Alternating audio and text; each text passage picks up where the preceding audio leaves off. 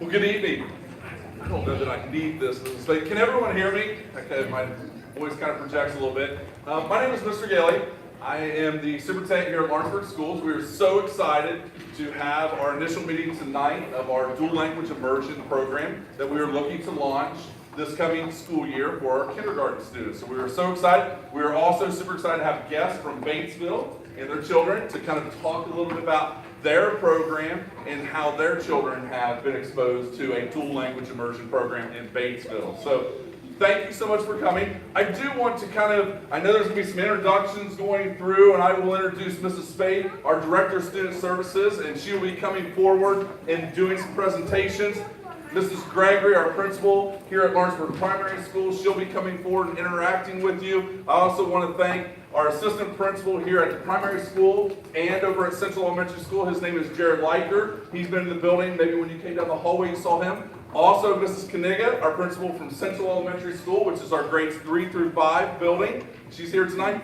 As well as I want to thank the staff here at Lawrenceburg Primary School. We have a number of teachers and staff that are joining us tonight to show their support of the program. So thank you so much for coming tonight to be a part of this. And then also we have some of our staff members from other buildings who are part of our dual language immersion committee. And I want to thank them for all of their work that has been put forth into the program. I know Mrs. Spade is going to introduce them and share them with you as well. So I'm going to turn it over to Mrs. Spade. So if Mrs. Spade wants to come forward, she's going to talk a little bit about the agenda and do some introductions. So thank you so much for coming tonight. Thank you. Do you feel like you can hear my voice well enough as well? Okay, then you know what? Let's not do this. Thank you. You're going to be a great student already. You're responding. I love it. So what we're looking at doing tonight is just a general overview of our DLI program, kind of getting you speaking the DLI language, because there's some new words, some new phrases to kind of familiarize yourself with. Then I feel fortunate to have these 4 moms from Batesville joining us tonight, as well as their students. So that's really where the show is going to happen tonight, to kind of see this in action after 3 years in a program, and after just about 6 months in a program, what these students are able to do. Yes, they will be speaking in Chinese. We will have a Spanish program, so yes, there's going to be a language difference, but I still think it's going to be exciting to see what these students can do. Then we're going to go over our application timeline, and then turn it over to you to ask questions. You may ask our administrative team questions. You may ask our committee questions, as well as parents. And would you guys feel up for some questions too? Awesome, they even feel up for some questions. So looking at an overview, here is our mission statement. So you're kind of starting to look at this and think, wow, it's a lot of educational jargon in there. But our goal of our dual language immersion program is to support students to have high levels of academic achievement. We want them to be bilingual, we want them to be biliterate, and then we kind of want to braid this all together and have some cross-culture connection and knowledge.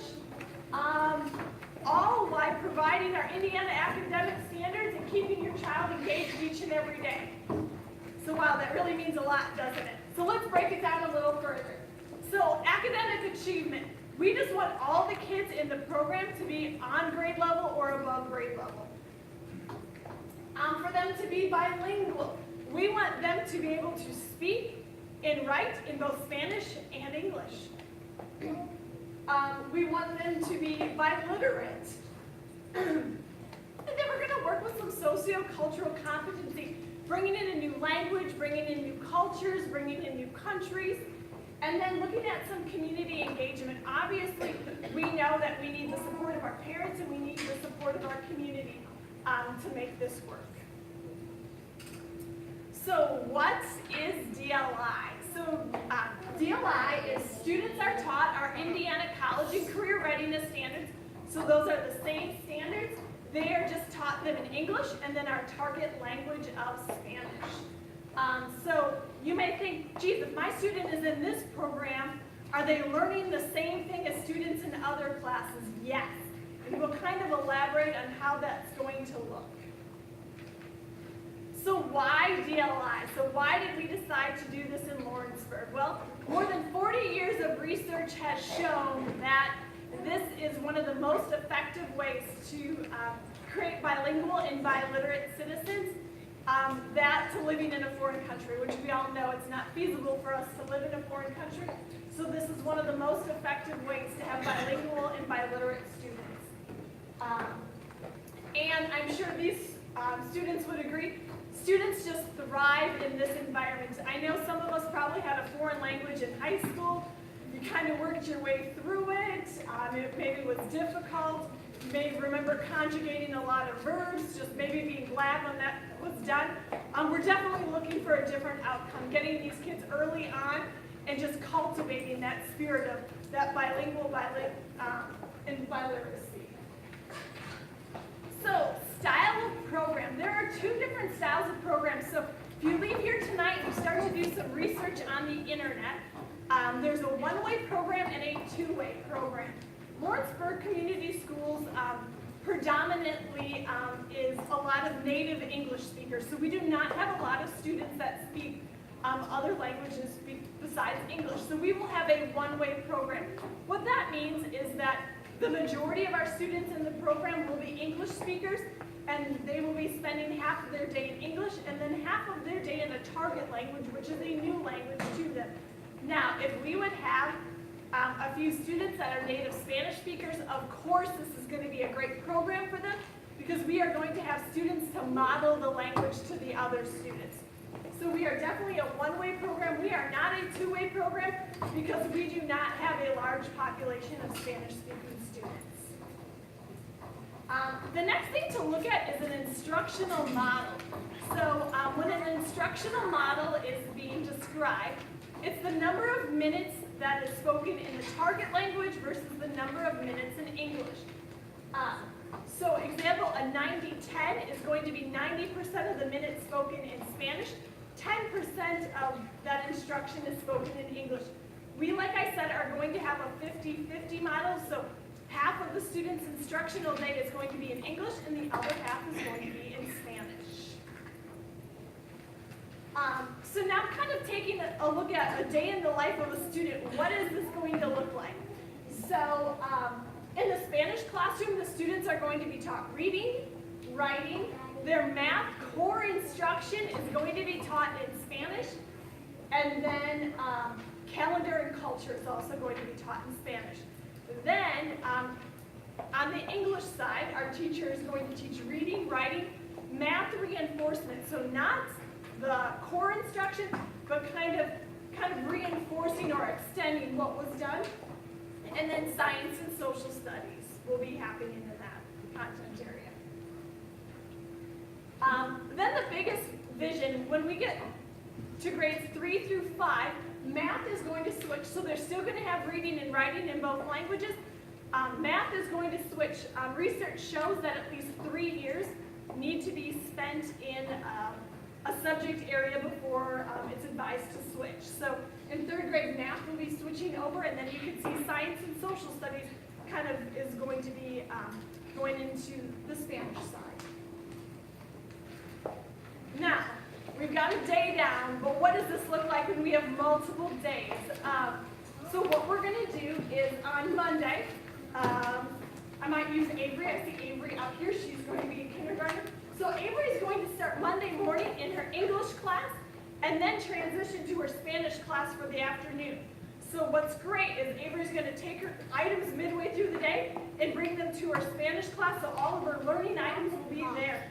Then the next day she's going to start in Spanish because all of her items are there. So we're looking to minimize some of those transitions. I don't know if some of you have been in an elementary school, but the fewer the times we can have kids transitioning and moving, that always helps, because when you're trying to move 25 students that are 5 years old and get them all going in the right direction, it takes a little bit of time. So we're looking to help minimize that. So what kind of benefits are from a DLI program? Why can't your student just learn English? Well, we've got some benefits here. And what I think is exciting is these are research-based benefits. But what I think is really helpful is these parents are going to kind of talk about how they've seen some of these research-based benefits actually come alive in their own homes for their own students, which is wonderful. So second language skills. Obviously these kids are going to be bilingual and biliterate. And when you're bilingual and biliterate, it's just going to open additional doors for you being able to speak and read and write and listen in another language. Improved academic performance. Research shows that these students are outperforming some of their peers not in a dual language program. Enhanced cognitive skills, so those problem-solving skills, those creative thinking skills. This program is definitely going to foster that. And then increased cultural sensitivity, so an appreciation for other cultures, an understanding of other cultures and how they are similar and different from the way things are in Lawrenceburg, Indiana. So kind of bringing the world into our classrooms. And then obviously long-term benefits.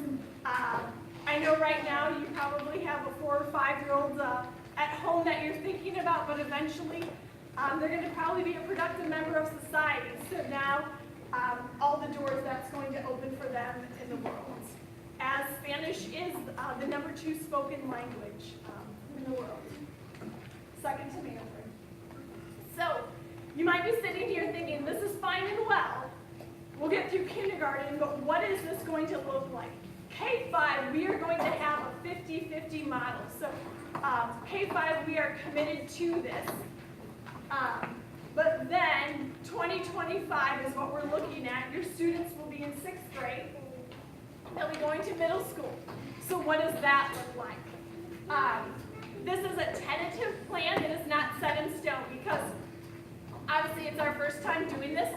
In 5 or 6 years, the research is going to improve. We're going to know new things. But what we're looking to offer at our middle school is a Spanish language arts class. So again, reading and writing in the language, and then a social studies based class. Then at the high school, this is where potentially some choices are going to have to be made with you and your student. We are looking for everyone to take an advanced placement test. So what that's going to do is going to give your student college credits at that time. Then option 1 is they just continue on with the Spanish language. They like it. It's something that is meeting their needs. It is something that you believe in and that they want for their future. So then those Spanish classes. What we feel fortunate at Lawrenceburg is we have a partnership with Vincennes University. So offering some college level Spanish class. Now, if you have kids that attend our high school or know of kids, it is not going to be the same college level Spanish we offer right now because we know these kids are going to need more. Another option, our second one, is for our students to take another language. So we also offer French at the high school right now, but now we're talking about being 9-10 years out from this. So I can't say that we will always offer French, or we may start to offer more languages at that time. So next, I'm super excited to have the Batesville Primary School parent panel. Our first guest is Stacy Pruitt. Stacy, do you want to stand up? Do you you want a microphone or did you have pretty good? You want a microphone? Can everybody hear me? Okay. Hi, I'm Stacy Pruitt. I have a second grader, Ellie. Just some main, Andrea had asked me, or asked all of us to point out kind of 5 things that I wish someone would have told me, or I wish I would have known prior to starting Ellie and the program. So these are just the top 5 things that I've kind of gathered over the last 3 years. Learning how to best manage the workload. I can't do a whole lot of Chinese homework with her. I could help her with the English part, but I had to really rely on the teacher to send home. Luckily, they have iPads, which had all of their Chinese vocabulary words. And, you know, I really also had to rely on Ellie to make sure she was getting her homework done, just like her Chinese teacher had told her. So that obviously made her be a little bit more responsible than an average 5-year-old at that time. I've also learned that Ellie is far more capable of things than I would have anticipated. She's able to retain everything that she's learning. She can recite it. She can read a passage to me in Chinese and then translate it back to English to me. And the main thing is she truly enjoys it. I think that she would rather be in Chinese class all day long than to switch over to English. Communicate. Be their voice and address issues you see your child struggling with. So this year I've noticed they've started to write their characters a lot more. It becomes very frustrating. Just be their voice. Reach out to the teacher. Ask her or him, what can I do to help her at home? She really seems to be frustrated with these characters because they're tricky. So just be their voice. Listen to them if they're really struggling. Reach out to the teachers because I'm sure they'll be more than willing to help. Support the program. I think that's one of the biggest things is be all in. Support your student, but yet support the teachers, the principal, administration. All work together to make sure that everybody's getting the best program possible. Support learning the second language at home and learning the culture. Batesville Memorial Library, maybe 1 or 2 years ago, actually has a whole section now for our kids of Chinese books and Mandarin that they can check out from the library. We also like to find festivals. This year we have a couple extra hands, so to speak, in the Chinese program. So I know one of them held kind of an event where they made dumplings and just kind of introduce them to all you can about the culture. And I know that I personally have learned a lot just by extending out to teachers and all the festivals, like in Indianapolis, there's a Chinese festival every year. So, Awesome, thank you, Stacy. All right, next we have Jamie Lincoln Owens. Jamie, do you want to introduce your students as well? I'm Jamie. I have 2. I have a second grader release, and I have a kindergartner, so I now have 2. Miss Bodie. I now have 2 kids speaking Mandarin in my house, so I kind of have them talking, and I have no idea what they're saying. I have 2 at home. One of the first things I would say was understand you can't help with everything, and it's okay. It was hard for me. I wanted to be there. I wanted to be helping with homework. In kindergarten, I can do it. 2nd grade, I can't do it. I can't even pretend that I can't do it. I mean, I'm blown away by what she is able to do as a 2nd grader, but there's no way, like, we had a snow day. The teacher sent a e-learning video in Mandarin. She picks up her iPad, makes some slides speaking Mandarin, like, creates a movie with it and submits it to her teacher all in Mandarin. I had no idea what she was doing. She did it all on her own, and I couldn't help. 2, our kids, their eyes have been open to other cultures. It's fun to be out and about. They now question, like, well, why are people like this? Why are they like this? Is it because they live here? Well, why do they do that because they live there? like the questions are just big and open now, accepting and wanting to learn why to accept others. 3 was a big one for us this year. We had to understand the teaching styles were different. We are so used to the English teacher. We had the Chinese teachers, and we've learned that they have a different way of teaching. They have different behavior guidelines, and it was hard because you're used to the English. So at the beginning it was hard, but then it was, okay, how do we support them and how do they support us? And we kind of met in the middle. But again, it's like Stacey was saying, you have to communicate to keep it open, but you also have to support it to let them open doors to understand other cultures as well. Language is contagious, as I said. I have 2 in my house speaking Mandarin. I also have a 1.5-year-old at home. As Bodhi, my kindergartner, does his flashcards, his teacher says the words in Mandarin.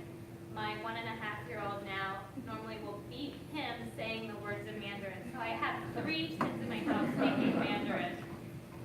And they, at dinner time, a lot of times, like, all right, teach us something, and they love it. Like, they will correct us, and of course, we can all say, we try, but it's, no, that's not right, and they correct us.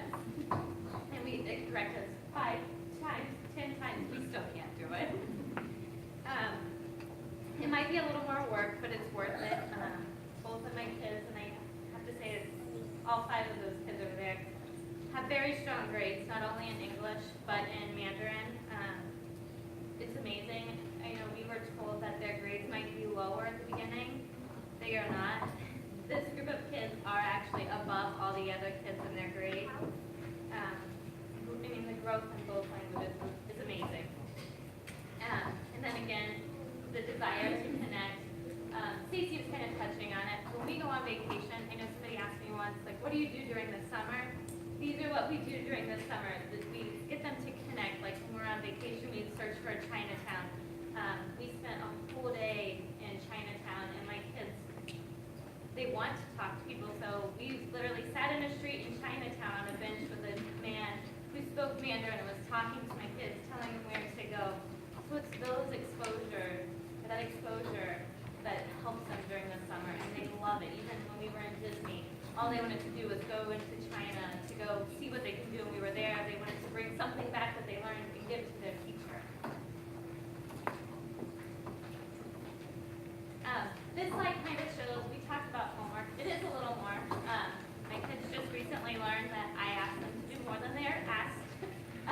So the things in black are the things that have been given by their teachers, and the red is what I kind of throw in. I mean, it's typical for a 2nd grader. We have spelling and vocabulary practice every night and reading every night. Then the other things kind of change. Typically, they have an English worksheet that's given to them that they do, and a Mandarin worksheet. And right now, they're reading. 2nd graders are reading stories on their iPad, recording it as they read it, and send it in to their teacher. We do a lot of flashcards. I ask my kids every night to do 3 flashcards on their iPad just to keep up with the vocabulary, because as you learn it 1 week and you keep moving, sometimes you forget. So I just ask them to randomly throw some in every night. And then both my kindergartner and my 1st graders, I ask them to do math apps every night, because as Andrea was saying, they learn in, like, they are taught in Mandarin English. They are taught the terms in English, so I give them a little bit extra just to help them in those areas at home. So it is a little bit more at home, but I have to say it's more at home, but if there's a night when my kids are just done, I let them go. Like, I'll take what I get out of them, but when they're done, I let them go. All right, next we have Tiffany Vanderpool. I have a 2nd grader, Presley. He's in the program, and things that we have learned, or I guess wish we would have known before she started the program. The first is communication, which I think is pretty consistent among all the parents in this program. Whether it's communication between she and I, or she and myself and the teacher. Or even like relying on other parents to help you through things, because sometimes there's an idea that another parent has while doing homework that you're like, oh, wow, that's genius, I never thought one really worked well for us. Each year will change. I know after we got through kindergarten, I was like, I've got this. This was good. Like bring on first grade, and first grade was totally different. Different Chinese teacher, just different. The way they were learning was different. So it just took some adjustment on probably more my part than anybody else's part to figure out how I can support her through that. And every child takes off at different points. They may not always want to share what they're learning in their second language, but just have to encourage them and wait until they are ready to share those things with you. And what my husband and I always did was we always look at the assessment data of where she was at as far as achievement, and as long as that was where it was supposed to be, just kind of let what was happening with what she wanted to share with us, kind of let that be. But just like everybody else said, now she's trying to teach me and my husband. There's little phrases that I know that we say in Mandarin on a regular basis to each other. And I may not always say them correctly. I'm trying, but my tone is always off. So that's what I'm told. And you may not always understand what's going on, but that goes back to that communication, reaching out to the teacher, even reaching out to another parent saying, do you understand this homework assignment? Or does your child, can she help us, give us some guidance on what to do, or ask the teacher how they can help you. And lastly, is show an interest in the exciting things that they're learning. And the other ladies talk about festivals. Another place that we like to go is the Indianapolis Children's Museum. Has a whole Chinese section, and we've enjoyed going up there, not only on school field trips, but on our own, and the different Chinese festivals, and just even visiting our local Chinese restaurant where there are people there that will speak Mandarin to her while she's there. And that really helps her be excited about it, and then us as well, and be able to use it in real life. Awesome, thank you. Last we have Lisa Krusman. She is a parent, but she's also a teacher at Batesville Primary, so she kind of has a package deal perspective, but tonight she's here as a parent. Addie is my daughter. She's a second grader. I'm gonna skip around on this slide. I'm gonna start with number 2 because it's redundant. I know you guys have heard that 4 times already. That communication piece really is crucial. Communication with your kiddo, making sure that they know that you don't know what's happening in the classroom, so they have to bring that information home. And also communication with your teachers. The transition, so number 3, I have that the transition is harder on the grown-ups. And you have to kind of, or for me, I had to come to terms with the fact that half day in Chinese and half day in English is the only school that she has ever known. She's never had a whole day in English to compare it to. So oftentimes things that I would be worried about really were not an issue for her at all. It wasn't a concern. So once I kind of thought about it that way, the transition pieces became a lot easier for us. And then my 2 kind of mind-blowing pieces for us at our house are her analytical thinking and her analytical reasoning has gone through the roof. Her ability to problem solve in math and just in all aspects of life has just, like I said, blown my mind. And she is more of a global citizen as a 7-year-old than I probably am at this point. Her mind is much more open to current events. She'll bring things to like our attention at the dinner table and say, hey, did you know this is happening? And she'll teach us all about it. We didn't have any idea it was happening. Also, she is more curious about the way that all of the cultures in the world interact and how those pieces all fit together, which for us is the main thing, because every college, every employer, they all want global citizens. They want people who can see those moving parts and how they fit together. So those were our 2 big pieces of amazing positivity at our house. Thank you. All right, Batesville students, are you ready? All right, Mrs. Gregory is going to come up. Oh, this is going to be, I know this is going to be the best part, right? Right? Are you guys ready to show off a little bit? All right, well, we are, first of all, I know Mr. Daly said it and Mrs. Bates, but we are so excited that you and your parents came tonight to show us what it is like to have a dual language program. And you guys speak Mandarin, correct? All right, and ours is going to be different because we're going to have Spanish. But I would like to know, I bet all these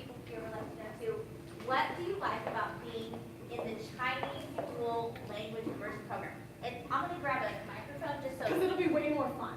All right. Oh, yes, interview. Because they already did say this is one of the best days ever, right? All right, so I get to interview you. This is like really fun. All right. So first of all, will you start for us, please? Will you stand up for me? Will you tell us who you are? All right. Addie Cruzman. Well, I don't need to do my microphone.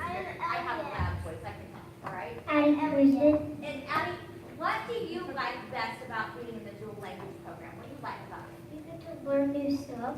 Learn new stuff. That's your favorite part. Can you tell me one thing that you maybe learned today or this week that was new to you and you were excited about? We learned new sentences about Chinese people. Can you pass it to the next person? Please introduce yourself, ma'am. I'm Presley Vanderpool. And what do you like about being in this program? I like learning and reading in Chinese and teaching my family. But I heard I'm not very good at it, right? Do they need a tutor? Yes. You pass it to our friend behind you. Hi, sir. Will you stand up for me? Tell all these people who you are. Bodie. And Bodie, you're in kindergarten, aren't you?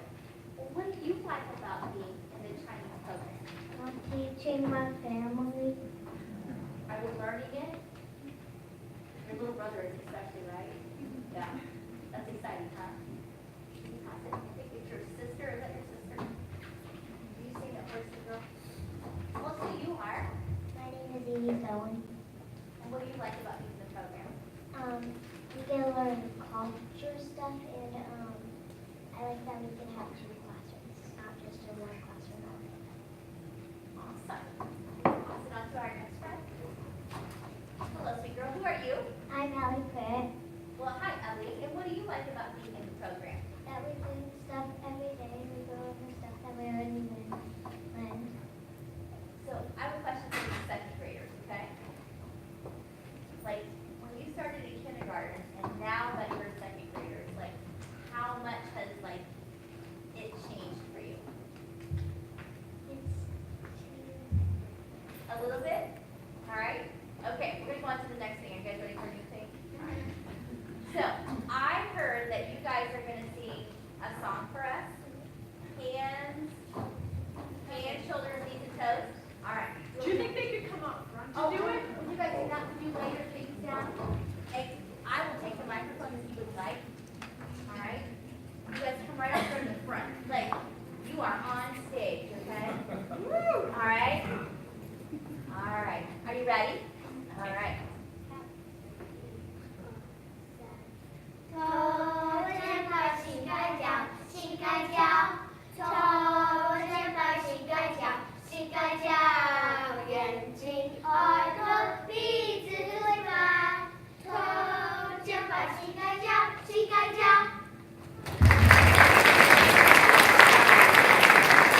Oh my God. So, that just amazes me that you guys are singing in a different language. I don't know that some of us could do that in English, in our native language. All right, what's the next thing we have for you? We've got some readers. They're going to wow us with their reading ability in Chinese. Oh my gosh. So, Ellie, are you up for this? Okay. Their papers are back at their seats. So.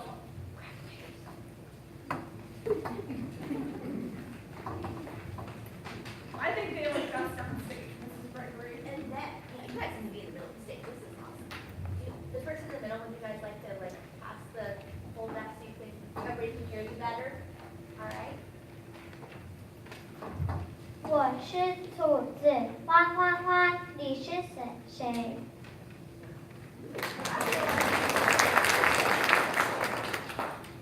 喵喵喵，你是谁？喵喵喵，我是猫。我有两只鸟，我有两只鱼。我们住的地球是一颗奇妙的星球，它有着最美的景观，有陆地、海洋，还有各式各样的动植物。一级四级的辩护，真是太棒了。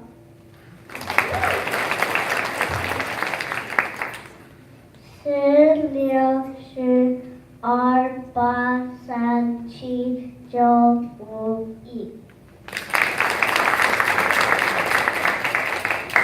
All right, do you guys want to take and pick one of those math problems and explain it to us and explain how to solve that problem in Chinese?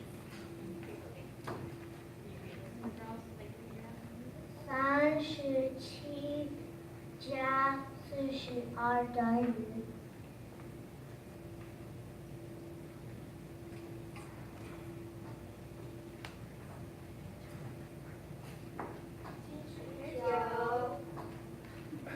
Were they correct? Because I have no idea. Awesome. Thank you guys. Would you guys take a big round for us?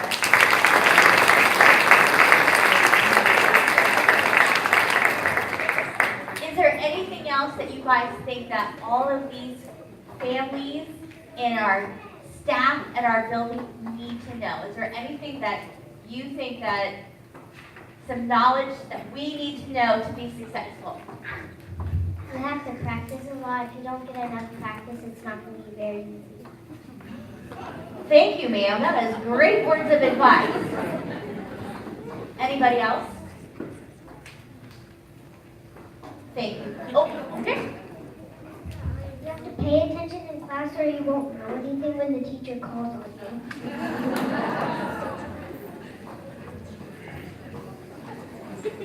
Plus, it's very hard if you can't listen. Thank you all very, very much. Take one more big bow because you're awesome. All right, I'm going to turn it back over to Mrs. Faith. You guys don't have to stand. You can go sit back down if you like. Mr. Daly's going to come up and talk about the timeline for the application. But as he does this, I think there's probably people breathing a sigh of relief that I didn't really point out all the teachers and committee members in the room. So we're going to do that before we talk about it because we've got some great buy-in here. And we've been planning this now for almost a full year. We will have planned this for about a year and a half before we launch. So LPS kindergarten teachers, would you stand up if you're here this way?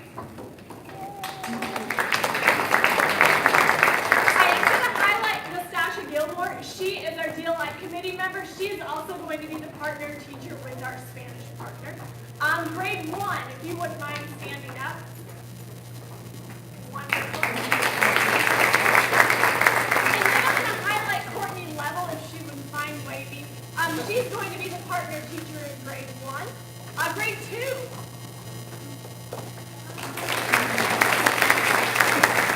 And then our grade 2 partner teacher, maybe having a baby right now. That's really exciting, so that definitely comes before work here. And then in terms of special ed, we have Mrs. Chippen that's on our committee. And then we have some teachers from Central that are here. Grade 3 is Ashley Kirchgaffer. She's on our committee and will be the partner teacher. Grade 4, we have Angela Sweeney. She is on the committee and will be the partner teacher.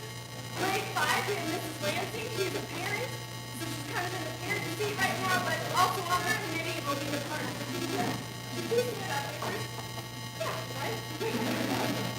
And then also representing Central, we have Lindsay Notes. She's a special ed teacher, but then a parent as well. And then we have Catherine McCloskey.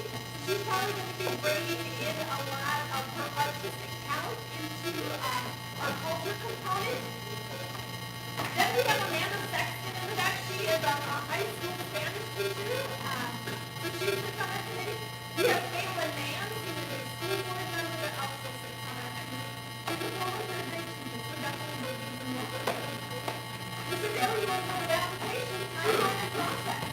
Yeah, so we're really excited because we are launching this tonight. So here tonight will be your first opportunity to get signed up. So when you look at the application will open tonight, at the very end of the presentation, there will be a link that you'll be able to go on and be able to enter your information in the application.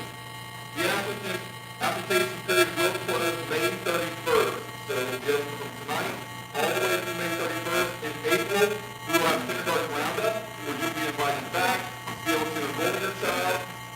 those parents who were not able to make it tonight will still have that opportunity.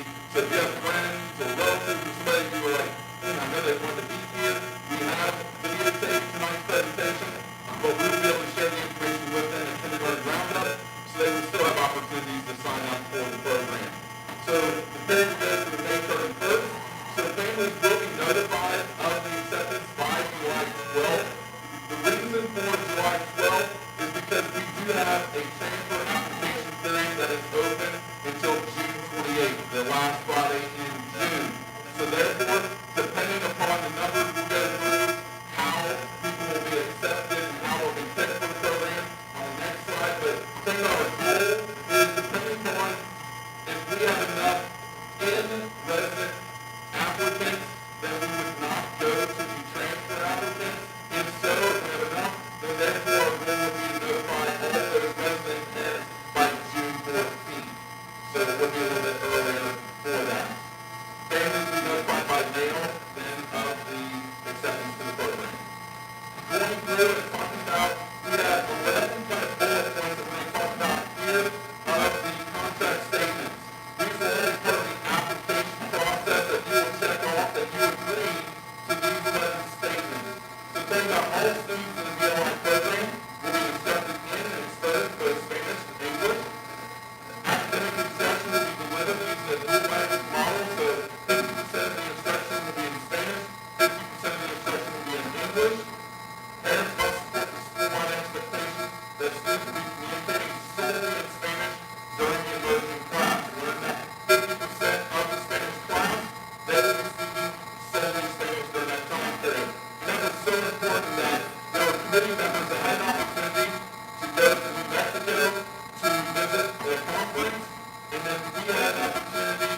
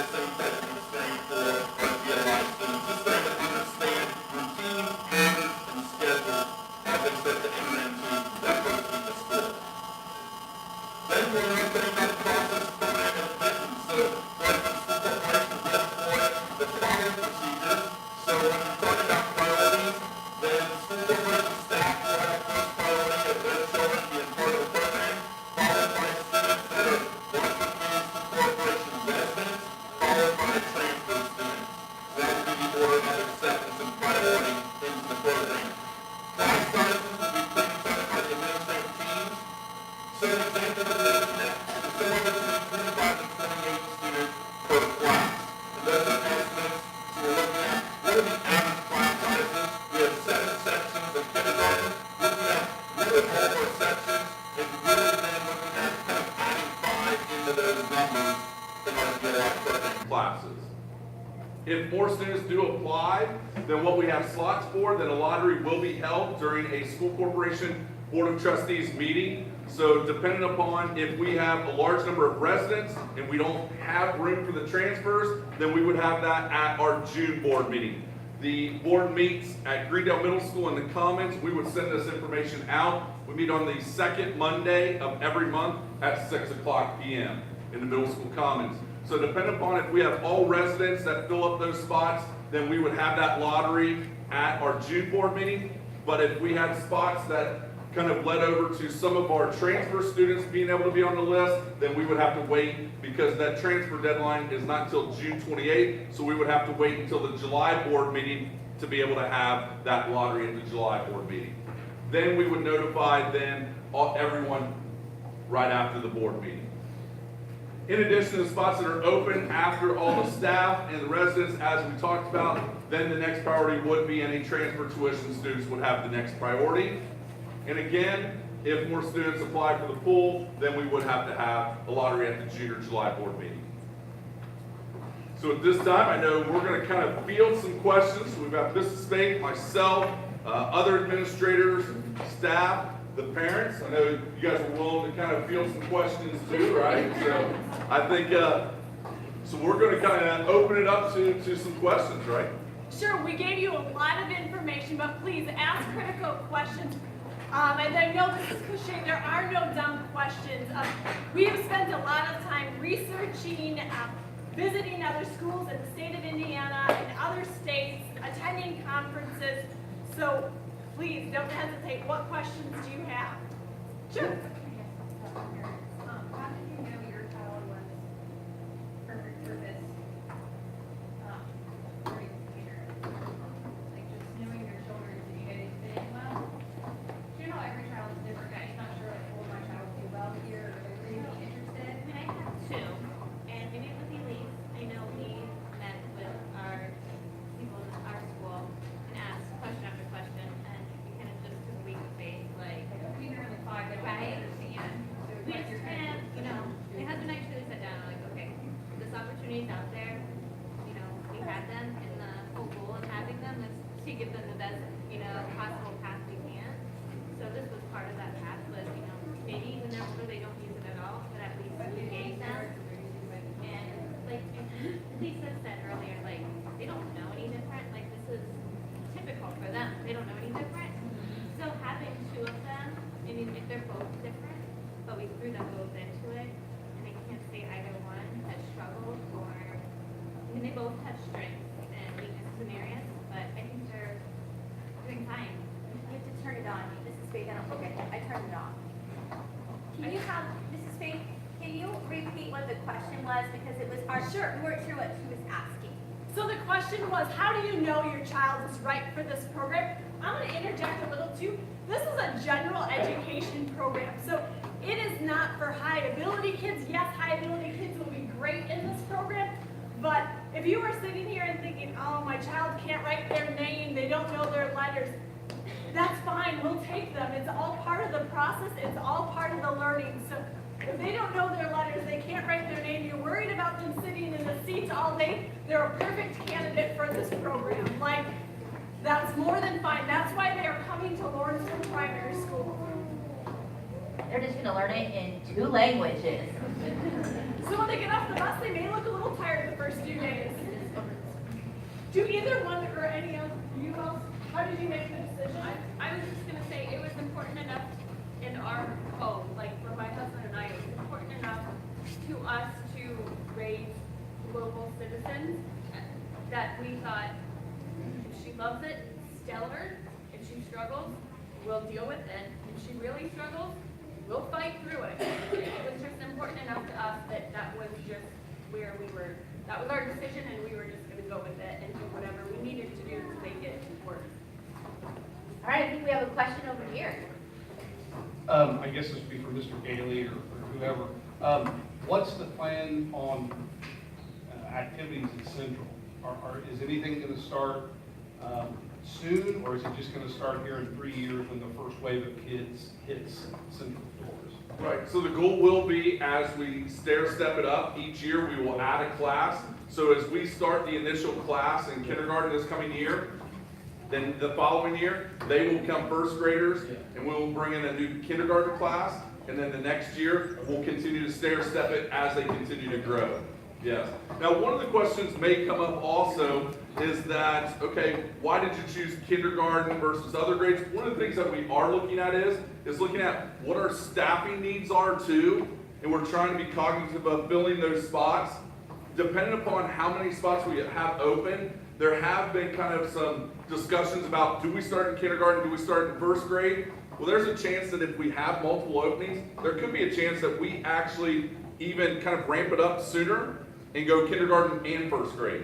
So there is that chance. If we did make that decision, because I know some are going, oh no, then what does that mean? Hang on, there's no first grade parents here or anything. We would turn around, if we make that decision, we would have another parent meeting for first grade, those kindergarten parents now that are going to be first graders, to expose them to the same thing that you were exposed to tonight to talk about that. But the goal is that we will continue to stair step it up. But as we get close to Central, then we would kind of wrap our arms around the staff there to bring them in to fully expose them to it. And what's been nice is professional development opportunities have been afforded to both staffs this year. So both staffs understand the direction we're going. Both administrators understand the direction we're going to. So. Right. So as we've taken to conferences as well as trips to schools as well as out of state, we have included both staff through this process. And then we have to find Spanish teachers too. So like trying to hire like a couple at a time rather than 5 at a time would be like a little bit more difficult. I think there's a question for that. I'm not pleased here last week's process.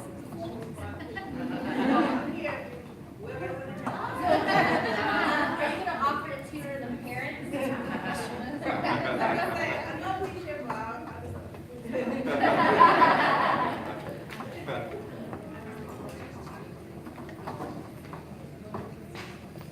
And if you have multiple questions, I will let, that is what we are here for, and everybody's gonna learn together. Yeah, my questions. Since the Spanish is full immersion, and that's a big class size, and so when it comes to student aides and assistants in that classroom, are they also going to be speaking Spanish? Sure, so that's a great question. So when we went and visited in Utah, we visited a number of the schools. The ironic thing that we saw when we were going around the schools, and it was eye-opening to me, was I looked, there were no instructional assistants in any classrooms. 0 in no classrooms in any grade level. And so I started to have to ask, they used their funding in different ways, but they didn't have classrooms. They did not look for instructional assistants, did not place in Utah, they do not place instructional assistants in classrooms until they have over 30 students in the classroom. And they found that with this program, that the students are so engaged and so on task that it's hard for them to be off task on a lot of things because they're constantly moving, constantly going and learning both of the languages. But yes, to come back to Lawrenceburg Primary School, yes, there will be aides that will though partner within there. Now, will they speak Spanish? No, not necessarily. But if we can find someone, we're gonna try to. I'll make it quick, but You're fine. can you speak a little bit to like how this program is funded, so we know if it's here to stay? Any question about that? And then also, since we haven't heard a specific thing about who will be the Spanish teacher, can you maybe tell us, are we looking for native speakers? Like what are we looking for? Are they licensed teachers as well? How does that all work? Do you Sure. want to do funding? I'll be the teacher. Sure, Okay. sure. So with the funding, Funding is that the school corporation and the school board has made a commitment to the program. So they've made a commitment to the program to support it. So our goal was, as we started looking at, if we have through attrition, like if we have a retirement, then we would look to then move those positions around to be able to fill that. So it was kind of a cost neutral is what we're looking at. But we've made the commitment that if we did not have retirees, we would still be part of the program to continue the program through. So there is that commitment to see it through. I'm going to talk a little bit about curriculum funding. Yes, we will have a Spanish reading series and an English reading series. We are glad that it's an adoption year this year. So we will have like a sister series that they correlate together, because the last thing we want to do is duplicate instruction. Their time here is really valuable. So we just want the instruction to complement each other. And then also our math program has a Spanish component, so we should be good there in terms of curriculum, in terms of funding. But hiring a teacher, that's a great question. And it's one of the things that is one of the most difficult parts of the program.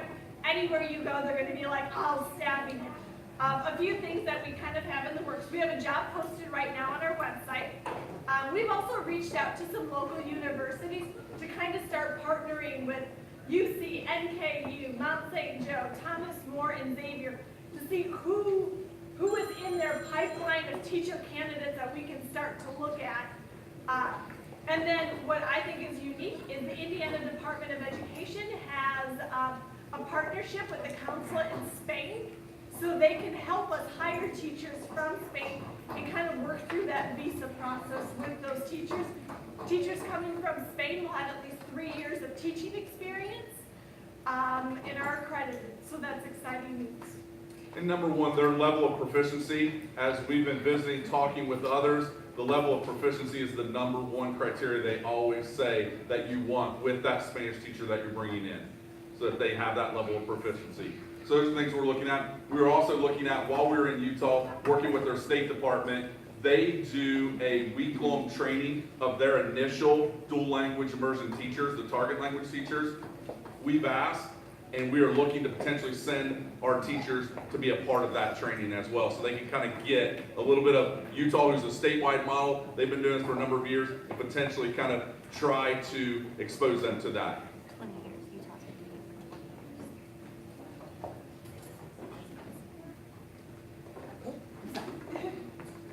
I'm trying to say the two questions first.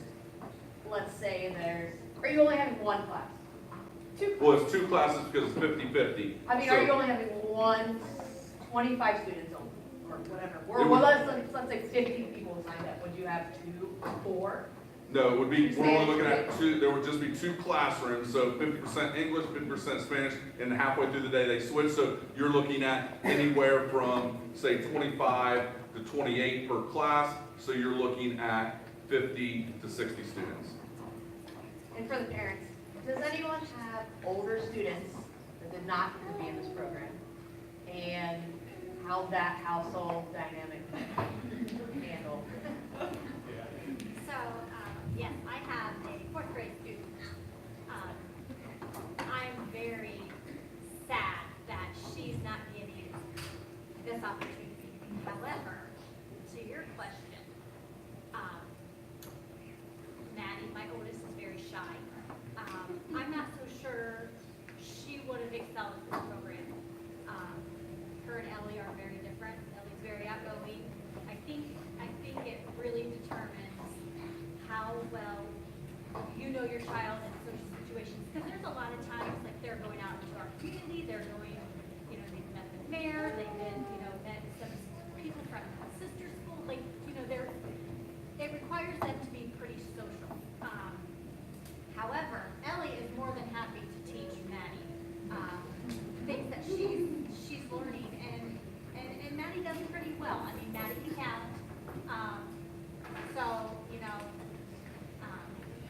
I still think I wish I could have 2 in the program, like Jamie, but it just wasn't enough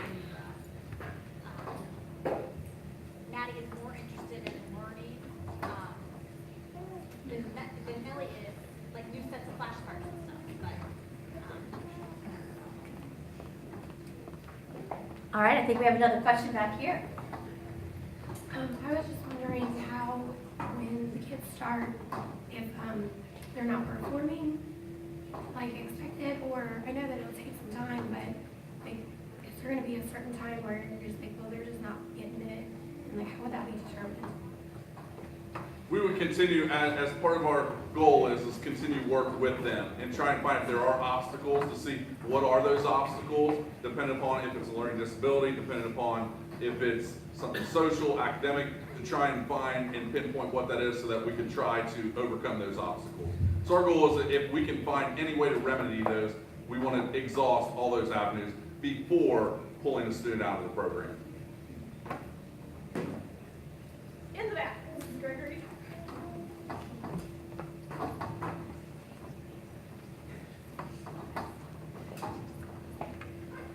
Okay, so I know that it's like the staff that has like top priority and then it's like the residents. How are those picked? Is that like a random drawing or is it like a first come, first served basis? So our staff will have first priority to be in the program. After that, it'll be residents. So if, say, we have 225 student classrooms, so 50 is going to be our number. Say that's our number we pick. Then after we have those staff members, say we have 48 spots available, and say we end up having 60 people sign up that are residents, then we would take a lottery from even those resident ones.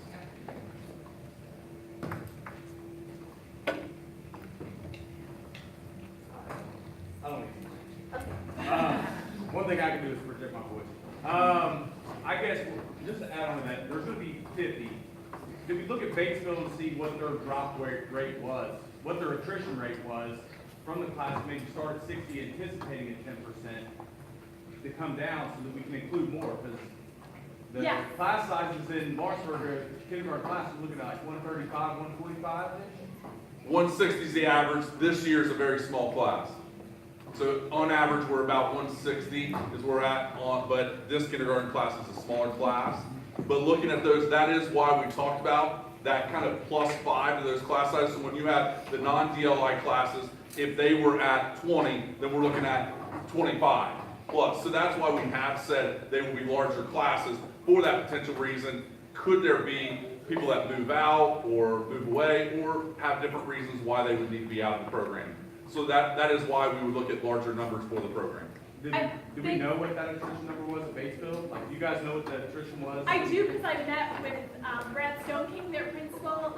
They lost 2 the first year, was my understanding. Which I don't know if we can compare apples to apples, but what I think is good is, according to Spanish research, we had learned that you can take a new student up until about 2nd grade. Yes, that child's going to struggle a little bit, but then at least we can give them 2nd grade through 8th grade in the program. And they feel confident with the alphabet being the same. That's very helpful, whereas Chinese, they do not take additional kids after kindergarten just because of the characters. Can I add to that? Sure, of course. So I will say, with our girls, we've lost the most in their grade, but I think it's because they are the guinea pigs, and their parents that just kind of can't handle, working through the unknown. Because in my son, who's in kindergarten, it has been smooth, no issues whatsoever. And I can't say that I've talked to any parent in his grade that's thinking about pulling. I think it's that first year, it's just been hard, because unfortunately we are the guinea pigs, which a lot of you are. You have to jump in and say, I'm gonna do this, and no, it's gonna be bumpy, but you're also going to make a big, amazing program out of it. I think that's been the struggle, is just being the guinea pig, not that your kid's not your kid's doing fine, it's just hard for the parent. And when it's hard for the parent, the kid sometimes struggles too with that. I think that's been our problem with that grade. We have another question back here. I think we have a little more insight. One of the children that we lost in kindergarten, he moved out of state. And then in first grade, we actually had one come to the community that is a Mandarin speaker, and she tested in to the program. In first grade, she was up to speed and started, and she's still in 2nd grade with Harvard. So my understanding is they don't get an extra grade for this then, or will they eventually? So we're going to be using our standards-based report card. So if something is taught in the language, it will be assessed in the language and graded in the language. We will continue to give our Ames Web benchmark, our NWEA benchmark. So some of these may be some new assessments. So we give some formative assessments to kind of inform our instruction. We'll continue to give those, and then Ames Web also has some Spanish assessments, so we'll be giving those as well. So you'll have a pretty good data profile and then standards-based profile at The data profile will continue at Central, but Central and second grade starts letter grade, so you'll be able to see that transition as well. An overall assessment, we'll be assessing the overall program too. We're partnered up with Indiana University's assessment department to be able to help us assess the program as we go through as well. Sorry, I have another question. These students stay with the same class all the way through 5th grade. Does, where now the kids, you don't end up with the same class every year, from 2nd grader or 1st grader, it's different. Do you think there's going to be any socially issues once it gets to 6th grade and now they have to deal with learning that transition of other students in the Right. classroom? So her question is, so just in case you didn't hear, she's just talking about because the kids will be with the same group of students, the same group of 50 students from kindergarten all the way up through 5th grade, and not necessarily potentially having multiple other teachers with multiple other students with them in those grades, do we see any difference? I'm gonna ask, partially the parents who have seen that for a few years. That was one of my big concerns that I asked at our first meeting. I didn't want my daughter stuck in this group, only know this group. And I was very concerned about it, but I have to say, she is an October birthday. By her October birthday, I asked her who she wanted to a birthday party. She invited 5 friends, only one of them was from the DLI program. The rest were people from everywhere. And now today, if I go to school with her, she's able to tell me, well, this person and this person and this person and this person. There's no separation. They've mixed. They have recess. They have lunch together. They've mixed so much. I think they truly feel like they are part of their grade, like they are part of 2nd grade. When they do activities, like field trips and everything, they're all together. It was one of my concerns, and I have not seen it. Addie still plays with, she has a few friends from her preschool class that are in the DLI program, and then several that chose not to be in the DLI program, and she still plays with all of them. All their other extracurriculars too, they're gonna have friendships that they make through those, and they're gonna keep those friendships even though they may not be with those kids at school. I will also say from our perspective, we made our social workers aware of this concern, and they are also kind of going to be working to kind of mediate some of those kind of concerns and just, the friendship exploration. Yes, the 2 classes will intermingle from year to year, absolutely.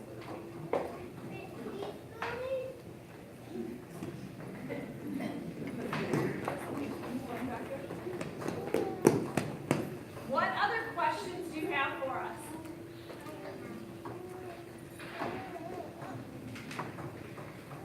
Well, if you don't have any further questions, we do have, this link will take you to our Google form. That is how we ask you to register because it timestamps it for us. It can be done on a smartphone, it can be done on any device you have. You also have Mr. Daly's business card, my business card.